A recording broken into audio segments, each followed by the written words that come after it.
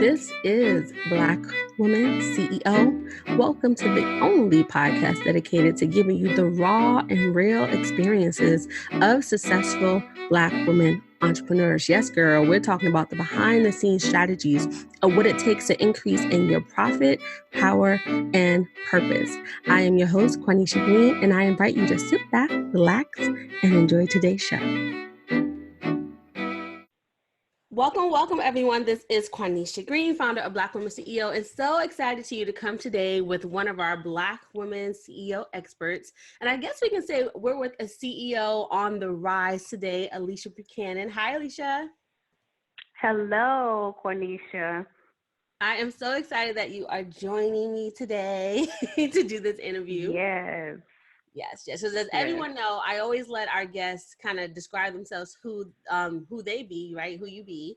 But I just want to share how I kind of am connected to Alicia. So Alicia, I think we met like years ago now, kind of online, both in a similar, I can say another Black women entrepreneur space. And that's how we got connected. And you've been in our Black Women CEO community for a while. Then we started working together in different capacities. So I've kind of seen you along your entrepreneurial journey and kind of where you are. So that's been really great. And Alicia is such a powerhouse, everyone. So I'm so happy to have her here today. And of course, there's so much more I can say, but that would be like a whole show in itself. So the best way for me to share Alicia is for us to just jump right into the interview. So Alicia, can you describe yourself beyond what you do? Let us know who you be. Yes. Thank you. And thank you for having me on. So who I be, I would say that I am a wild, wonderful, wise woman. And I'm affectionately kind, spiritual, creative, and joyful. And I'm always like determined to seek truth, love, peace, and a meaningful life. I love that. Truth, love, peace, and a meaningful life. I know many of us aim for the same. So can you tell us now a little bit more about what you do? Like, what is your mission and who are you here to help in this world? Yes, absolutely. So my mission and what I do is my mission is to empower other soulful, creatives, and entrepreneurs, especially Black entrepreneurs. And I have a heart for women to be able to write their transformational book or life story so that the people they serve can also live a meaningful life too. And I've written 3 books to date, and I continue writing books, poems, and music. I'm a life and book writing coach, helping people go from transition to transformation. And by trade, I'm a clinical social worker and a social justice advocate. Awesome. You have a lot of pieces and 3 books. Wow. A lot of people can't even get one done. Right. So I know you said your expertise is really helping, entrepreneurs, women, you can say experts to share their stories and write their own books. So can you tell us a little bit more about that expertise and why it's so important for folks to, engage in that type of work? Absolutely. Well, writing is something that I've enjoyed all of my life, and it's been very transformational for me to be able to express myself. Like I said, I'm a creative, I think, at heart, really. And, having a meaningful life, you have to be able to express yourself and have an outlet, especially in your personal life beyond, what you do. But I think that this work is really my expertise in helping people to work through their traumas and being able to develop their story. Not everyone has experienced something so significant or, traumatic that they have to share that. But however, if they do, then I have that expertise where I'm able to help them work through that and be able to develop their story so that they can get their books done. And again, writing is a very powerful tool to be able to share your meaningful life and your life work with the people that you are called to serve. So I feel that and I came about this work from my own personal story. I have, dealt with multiple traumatic events and feel like life is always in transition, because that's how you learn and grow. So I think that this area of expertise is one that I'm able to share to help other people get their books actually done so that they can publish them and be able to share this meaningful work with other people. That's so important because, like you said, it doesn't have to be traumatic, but we all kind of have a story, right? And many of us have done the work to glean like lessons from it. So you supporting people and helping them to actually organize that and, like you said, get it published, right? Get it actually out there in the world. Because some of us have those write-ins in our little notebooks where we where we've written down our lessons and we're like, okay, what's next, right? Or once again, they know that they had this intention and published but gotten stuck. So I love that. With your background as a clinical social worker, you're able to help people work through those various aspects of, doing the inner work that they need so that then they can do the outer work with their book. So thank you for sharing that. So how did you come to this way of owning your role as an expert and CEO in general, but also in this space? Yes. So as I mentioned about, transitions, like that's been a really big theme in my life. And I've seen it parallel with the work that I do with other people. And so naturally, I just feel that the work that we are doing, it's going to parallel in your personal life. But life is an evolution ultimately. And, and the path is not always linear. Like we want to get to a destination, but there's going to be lots of hiccups and challenges. And you have to adjust and shift. And one thing I can say is like, I appreciate the encouragement that you have given me during some tough times, as I've shifted in life and continuously redefined what my role as an expert and CEO has been throughout the years, stepping into business. I like that you talked about transitions and you kind of acknowledged your journey, that it didn't just arrive one day, right? That it's there.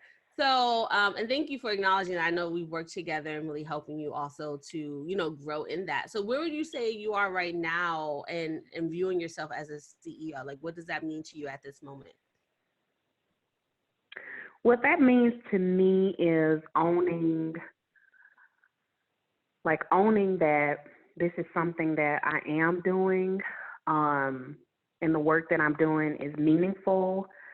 It also means, that I show up, that I actually show up and, do what I say I'm going to do and be professional. And a little bit later, I'll talk about some of the challenges that has been for me to own my role. But what it means to me now is even if there are transitions that are going on in life, still showing up in my role and being able to share that with the people that I'm serving so that it can benefit them. But it means that I'm in this space where I'm able to I would say be proud of the work that I'm doing and be compassionate about it so that I can be able to serve the people that I'm working with. But it's a continuous process of moving through this work in a creative way so that I can show up. I would say show up and show out. And be able to serve, people, because life is going to happen. We're Black women, and we know that things happen in life that are unexpected, things that are going on in the world outside of our control. But showing up and having a schedule, having a routine, sticking with it, and owning that role as an expert and a CEO, and being able to promote and put myself out there, like, actually being here on your podcast and being able to share what I do and not be afraid to say that this is who I am and I'm here. This is who I am, and I'm not going to apologize for being who I am and being able to share it with the world, because it's what I'm supposed to do. Love that, being unapologetic about who you are. And for those who don't know, in our kind of, I want to say, inner circle of Black Women CEO, we always talk about showing up and showing out, right? That willingness to promote yourself. But I love you also mentioned like being professional, right? And being committed. That's the other part of really taking on your role as a CEO. So, I would say like as a mama bear coach, I'm like, oh, she's using the language. Yeah, she's owning the stuff that we teach. But yeah, it's so Yes. important. Yes, the CEO is your vision and your revenue, but then also it's the like you internalizing what a CEO means to yourself. So that was really great to hear how, your perspective around how you're seeing yourself. And like you said, it's an ever growing piece. So just to go back a little bit, because of course we have a lot of listeners who may just be starting their journey. So what made you decide to start your business? Well, I decided to start my business. Wow, it feels like it's been quite a journey actually. Um, so it was kind of like a two-part story. I started what seems like I'd be telling my age if I share when, but it's been quite a while when I started started more in a consulting role and sharing some things that I was doing inside my job. And then a little bit later on, like maybe some years later, when we actually met, I wanted to redefine who I was because I felt undervalued in the job that I was doing, and I didn't feel like I had the freedom to actually do what I love doing. And it just felt like, you're working for a job and you're giving away your value and other people are taking the credit for it. You're not being acknowledged and, underpaid and so many other different things. And so I wanted to have the freedom to do what I love to do on my own terms and be an expert, be acknowledged as an expert and get the value that I deserved. And I wanted to have more time with my family and not be limited to when I could do the things that I enjoy doing, like being able to travel, like actually take the time off to travel and have more time for self-care and personal growth. Not having to be so overwhelmed with coordinating my schedule to just go to a doctor, like being able to go to a doctor when I want, being able to see a therapist when I want it without having to request time off and, have a busy workload and just wondering like, when am I going to actually get time to take care of myself? So I wanted to have more freedom to do those things and also get the value that I deserved. And also I wanted to be able to share my personal story because I just feel like, you don't have to be perfect in this journey.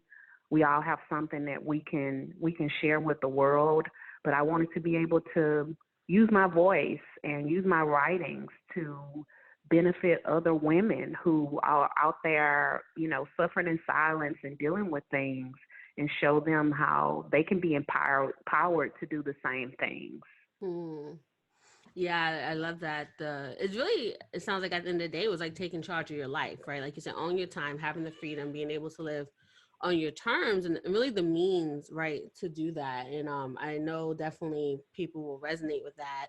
So that's why many of us start, right? It doesn't always have to be like, oh, this happened. It's just like, hey, this is what I'm desiring. And this is a Yes. vehicle to definitely get there.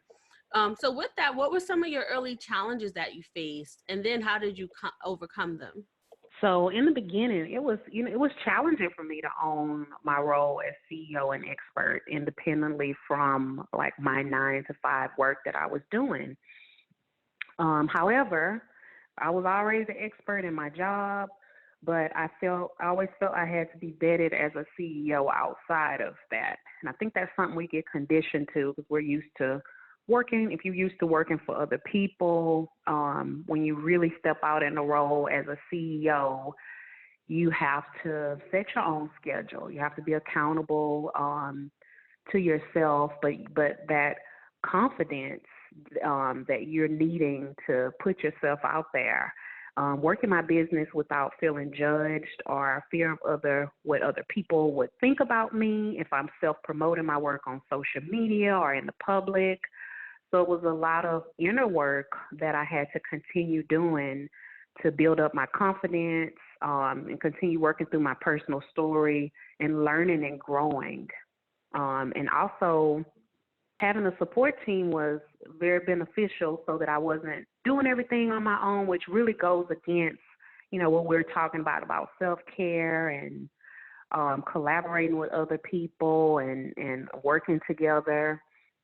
But getting that support team was really beneficial to help me overcome some of my challenges, like working with you and, having other online communities, Black women communities. It's really important. I love that you mentioned that because, we don't, as Black women, we're all often socializing the strong Black womanhood, right? Where it's like, I got to do it myself. If I want it done right, I got to do it myself. And then I also find like this can be trust issues, right? Trusting that someone would do it as well as you, or like someone won't steal your ideas, or if you let an assistant in, they won't destroy what you have created. And then also trusting someone with your vision, trusting and investing in someone to help you. So there's a lot of fears around actually spending our money on things to like teach us a process, right, to make, like you said, a shortcut, right, so that you can avoid some of the roadblocks and do it faster. So I'm glad that you mentioned that was an important part of your journey, right? It wasn't just like, oh, I read 1,000 books. It's like, oh no, I asked for help. Yes. I asked for help with all of this. So with all those things, like you are, like you just said, you have a lot, you have a family. So how have you integrated work and business, life, self-care, and family? Like how are you managing all those pieces, or have over the course of your entrepreneurial journey?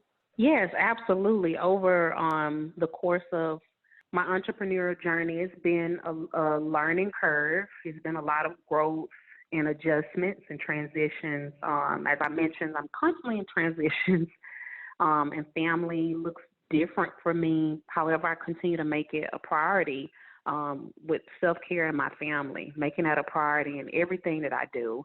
But it comes down to first knowing myself and my limits and what they are. Like, for example, I know that, sleep, I need sleep. I need mindfulness work, whether that's deep breathing or taking some kind of breaks. I need movement and a balanced nutrition, some good food and some good connections and community. Those things are important for my well-being. So I have to prioritize myself as an asset in the work that I do, and also time with my family and community. Wow, well, thank you for sharing all those different parts. And I love that you really have, it sounds like a practice around your personal self-care. I really am of that mind frame that, we have to give from our overflow. And if you don't have to, like, if you're not okay, you have nothing to really give to other people. So I love that you talked about all the things that you do for yourself, right? And then also staying connected. I feel like there's also this mentality kind of in the entrepreneur space of like you can't have a life while still running a business, and you seem to have actually made it a priority to still have a life and be connected to your communities as a vital source of you being able to actually show up then for your business and do the work. So thank you for sharing that part. And so we all know you just said you wrote 3 books. So how do you go about setting goals? Just having grace and compassion with yourself and getting a support team early on to help you. And that can be something as simple as having a coach who you aspire, they're in the next level where you aspire to be, and they can support you in the work that you are doing. Having some help, with my wellness as well, like having a therapist, but really just an overall support team to make sure that I can show up gracefully in the work that it is that I'm doing. Awesome, awesome. So no woman is an island. Get support, everyone. Get support. And Alicia just named a whole bunch of different ways to do that. So what is your personal mantra, Alicia? A motto or even a saying, a quote that you live by? Yes, I have several, but I'm going to share this one that, is near and dear to my heart. And again, I'm very spiritual. So this one is, I can do all things through Christ who strengthens me. So my faith is really, it's really important to me. And I live by that motto, just holding on to my faith and believing that I can do things, and, the wisdom and the spirit within me will guide me and lead me to the right support, the right resources, and give me the strength that I need to carry on. Celebrating your own success. You can acknowledge other people and where they are, but if you feel that jealousy is starting to creep in, just getting focused, focusing on your own shit. Staying in your own lane, because you don't know what you don't know. Like, everyone has a success story of their own of how they got to where they are. And, other people have walked through fire and hell to have those highlights that they have on social media. But focusing on your own story and celebrating every step of the way, like literally, if you got a phone call made, celebrate making that phone call. If you got an interview, or you got a blog post featured in someone's, blog post or whatever it is, just celebrate. Right. Awesome. Well, that was going to be my next question. The number one success strategy you have for the woman who's in those early phases of building a business. So as you all heard, Alicia just shared that with you to really focus on your journey and celebrate along the way. So thank you, Alicia, so much for coming on. And so for listeners who want to connect with you or get your support with helping them to share their stories and get their books published, how would they stay connected with you?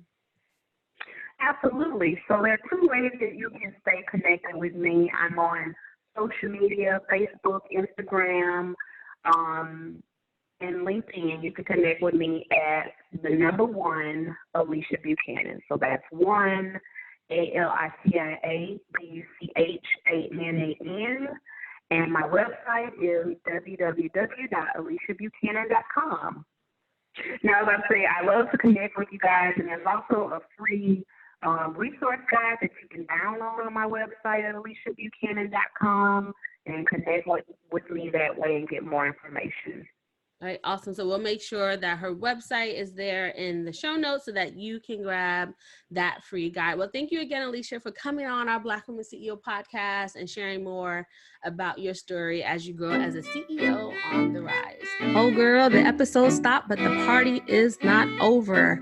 I want you to go ahead and subscribe, like, and rate this show. Leave us a comment sharing your takeaways. And when you're done with that, come on over to blackwomenceo.com, join our movement, and when you do that, you'll get the special invitation to join us in our community. Well, I would love to put a face to that name, girl. So this is Quanisha signing off, and I look forward to seeing you soon. Peace and love.